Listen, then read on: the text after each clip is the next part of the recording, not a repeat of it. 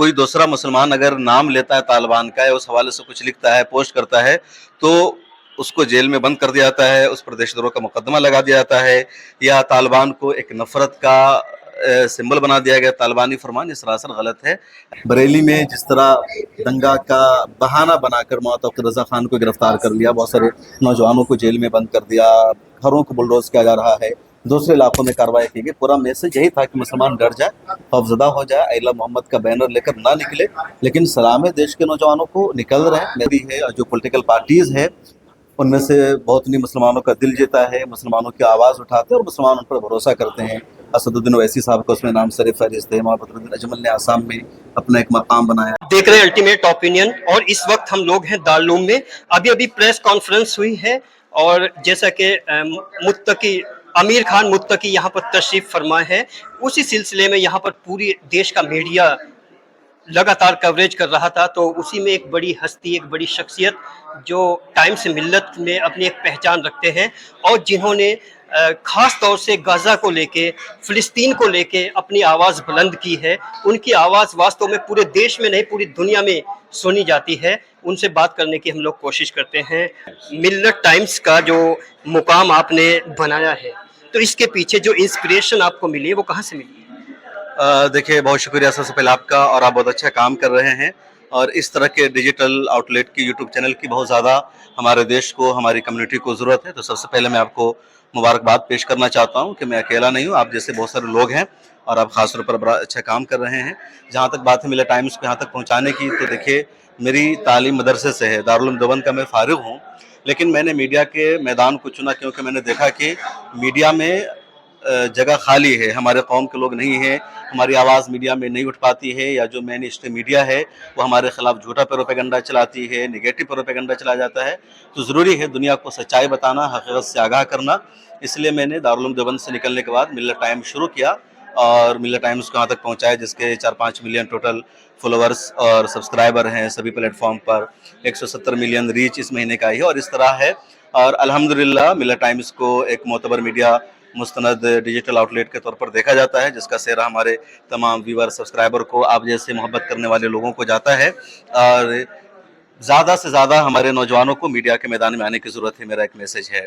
ابھی جو وزٹ ہوا ہے یہ مطلب ودیش منتری جو افغانستان کے ہیں، اس وزٹ کو خاص طور سے دارالعلوم میں آپ کس نظر سے دیکھتے ہیں؟ دیکھیں، بہت اہم وزٹ ہے اور پوری دنیا میں اس وزٹ کی چرچا ہو رہی ہے، کیونکہ طالبان والے نے ہمیشہ کہا کہ دارالعلوم دیوبند سے ہمارا روحانی رشتہ ہے، اور چونکہ دارالعلوم دیوبند ہندوستان سے آزادی سے پہلے کا ادارہ ہے، 1866 میں قائم ہوا تھا، ہندوستان کی آزادی 1947 میں ہوئی، اور اس وقت یعنی دارالعلوم دیوبند کا فیض اگر سب سے پہلے دیش کے باہر پہنچا تو افغانستان ہے، کیونکہ اس وقت پاکستان نہیں تھا، بنگلہ دیش نہیں تھا، لیکن افغانستان ایک الگ ملک تھا برٹش امپائر کے زمانے میں بھی، تو اس وجہ سے افغانستان میں باہر ملک تک دارالعلوم دیوبند کا فیض پہنچا، اور آج طالبان کی افغانستان میں حکومت ہے، اور انڈیا سرکار نے وہاں کے فورن منسٹر کو بلایا ہے۔ انڈیا سرکار پچھلے 4 سالوں سے بیک ڈور سے بات چیت کر رہی تھی، ملاقات کرنے کی کوشش کر رہی تھی، اور اب باضابطہ کھل کر ہماری بھارت کی سرکار نے وہاں کے فورن منسٹر کا استقبال کیا ہے، ان کے ساتھ بائیلیٹرل ڈیل ہو رہی ہے، کئی معاہدے ہو رہے ہیں، اور اس دوران انہوں نے کہا کہ دارالعلوم دیوبند سے ہمیں عقیدت ہے، وہاں بھی جائیں گے، اور بھارت سرکار نے باضابطہ ان کی شرط کو منظور کیا، ان کو پروٹوکول دیا، اور یہاں تک وہ پہنچے ہیں، تو بہت اہم ہے، اور امید یہ ہے کہ اگر افغانستان اور بھارت کے درمیان رشتے اچھے بہتر بنتے ہیں تو اس میں دارالعلوم دیوبند جیسے اداروں کا بھی اہم کردار ہوگا۔ تو گراؤنڈ پہ جو سچویشن ہے اس سے آپ بھی واقف ہے، ویسٹ یو پی کے، تو گراؤنڈ پہ لوگوں کا ایک سوشل جو نظریہ ہے وہ کیا تبدیل ہو سکتا ہے؟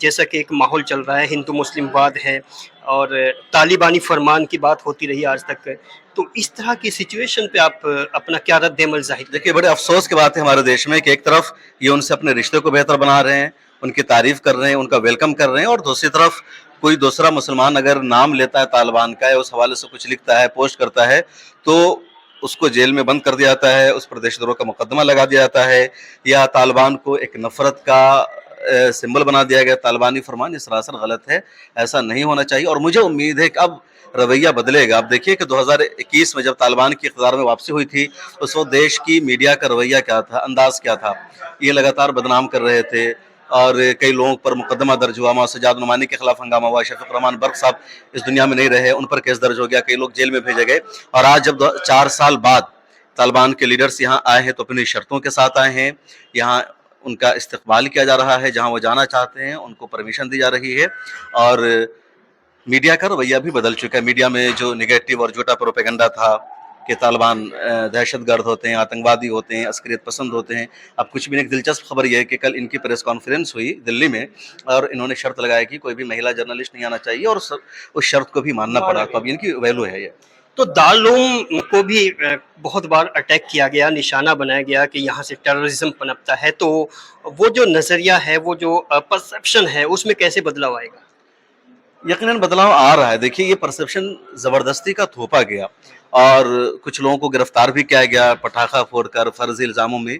लेकिन जब केसेस सुप्रीम कोर्ट में पहुंचे हैं, हाई कोर्ट में पहुंचे हैं, तो वहाँ सारे केस फ्लॉप साबित हुए, एक भी हकीकत साबित नहीं हो सका। और उसी के बाद अब परसेप्शन बदल रहा है, माहौल बदल रहा है। तो पहले देखिए, किसी दाढ़ी टोपी वाले को देखा जाता था तो कहा जाता है दहशतगर्द है, लेकिन अब इनका परसेप्शन खत्म हो गया।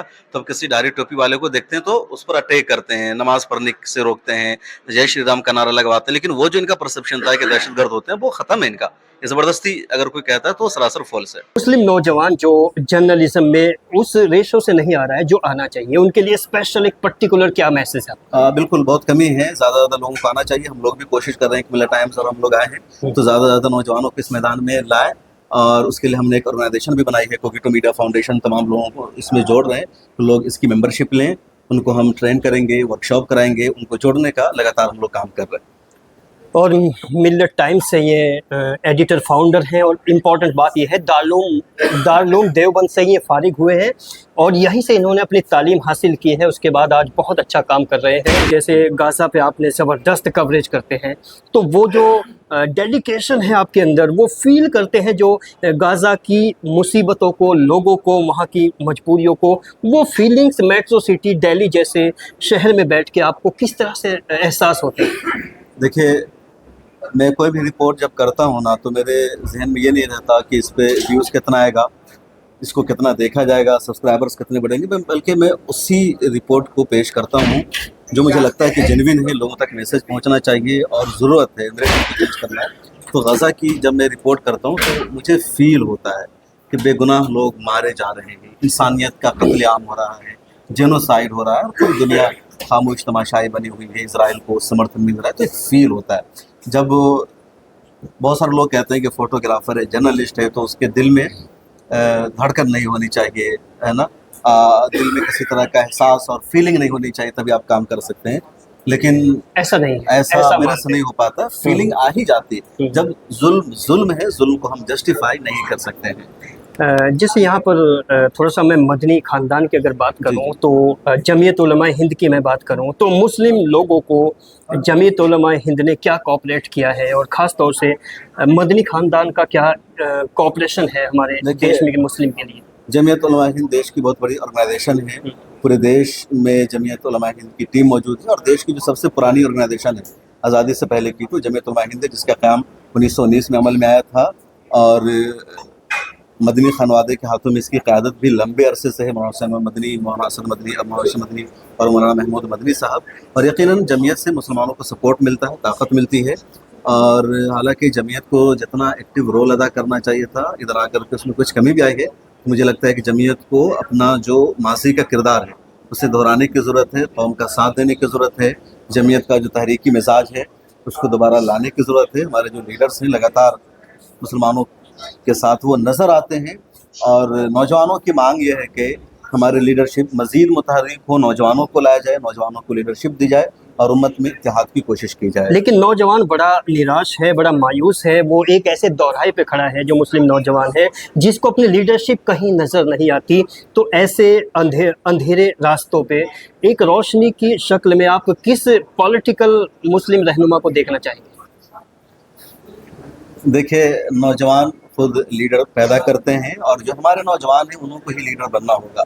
लीडर आसमान से कोई बनकर नहीं आएगा। तो जितने हमारे नौजवान हैं, हमारी कौम है, उनमें से किसी को लीडर बनना होगा। पॉलिटिकल पार्टी में मुसलमानों की शराकत दारी ज़रूरी है। मुसलमानों ने लगातार समाजवादी, आरजेडी, बीएसपी इन सबको वोट किया है, कांग्रेस के दरिया बिछाई है। तो मुझे लगता है अपनी पॉलिटिकल पार्टी भी ज़रूरी है और जो पॉलिटिकल पार्टीज़ है उनमें से बहुत नहीं मुसलमानों का दिल जीता है, मुसलमानों की आवाज़ उठाते हैं और मुसलमान उन पर भरोसा करते हैं। اسدالدین اویسی صاحب کا اس میں نام سر فہرست ہے. محمد بدرالدین اجمل نے آسام میں اپنا ایک مقام بنایا ہے. ایس ڈی پی ایک اچھی پارٹی ہے جس کے اندر تحریکی مزاج پایا جاتا ہے. تو اس طرح کی بہت ساری پارٹیز ہے جو مسلمانوں کی آواز ہے, مسلمانوں کی وہ قیادت کر رہے ہیں, اور یقیناً مسلم نوجوانوں کو ان سب پارٹیوں سے بھی جڑنا چاہیے. جب بھی کوئی مسلمان پولیٹیکل پارٹی بناتا ہے, مسلمان رہنما سیاست میں آتے ہیں, تو ان کے خلاف بی جے پی اور دوسری پارٹیوں کے ذریعے ایک نگیٹو پروپیگنڈا کیا جاتا ہے کہ یہ بی جے پی سے ملے ہوئے ہیں, مسلمانوں کے دشمن ہیں.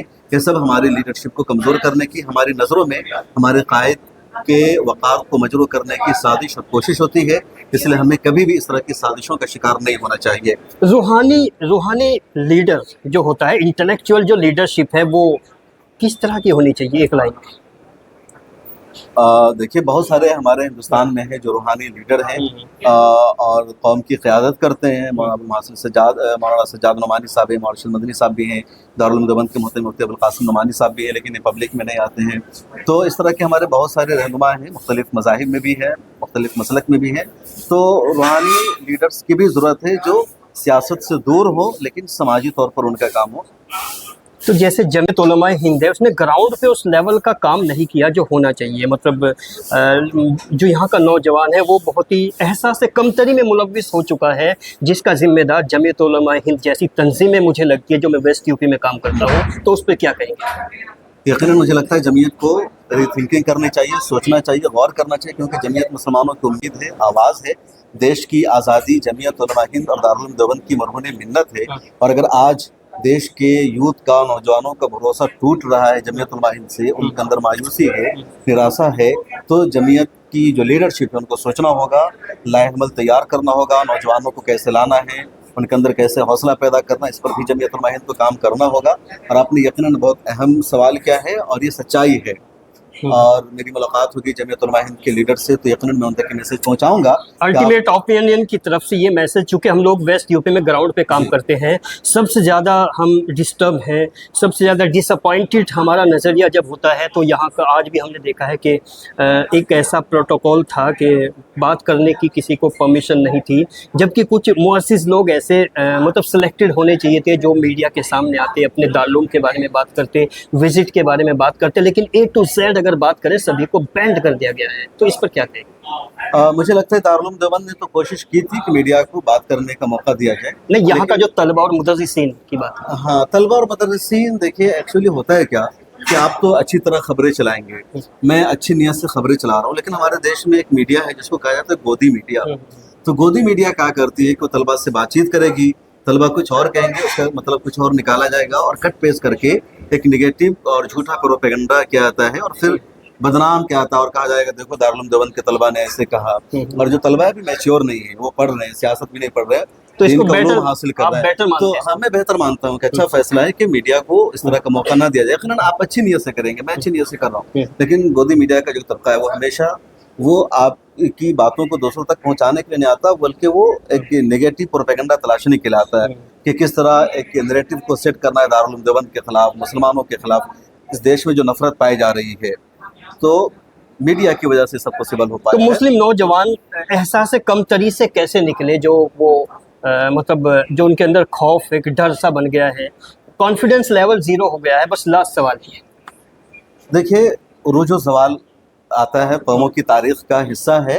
تو آج یقیناً مسلم نوجوانوں کو ڈرایا گیا, خوفزدہ کیا گیا, لیکن ڈرے نہیں. اب دیکھیے ابھی آئی لو محمد صلی اللہ علیہ وسلم کا کیمپین شروع ہوا, کانپور میں اس نام پر FIR درج کر دی گئی. اس کا باوجود مسلمان نہیں ڈرے, دیش بھر میں مسلمانوں نے آئی لو محمد صلی اللہ علیہ وسلم کے تحت کیمپین کیا ہے, ریلیاں نکالی ہے. اور اتر پردیش میں یوگی سرکار نے بریلی میں جس طرح دنگا کا بہانہ بنا کر مولانا توقیر رضا خان کو گرفتار کر لیا, بہت سارے نوجوانوں کو جیل میں بند کر دیا, گھروں کو بلڈوز کیا جا رہا ہے, دوسرے علاقوں میں کارروائی کی گئی. پورا میسج یہی تھا کہ مسلمان ڈر جائے, خوفزدہ ہو جائے, الا محمد کا بینر لے کر نہ نکلے. لیکن سلام ہے دیش کے نوجوانوں کو, نکل رہے ہیں, میسج دے رہے ہیں, کہہ رہے کہ جو سزا دینی ہے دو, لیکن ہم الا محمد صلی اللہ علیہ وسلم کہنے سے پیچھے نہیں ہٹیں گے.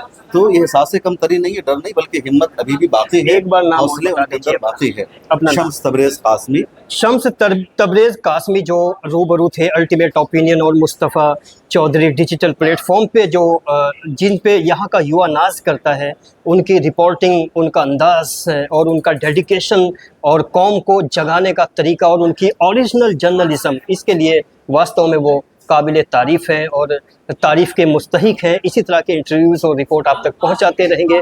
बने रहिए अल्टीमेट ओपिनियन के साथ।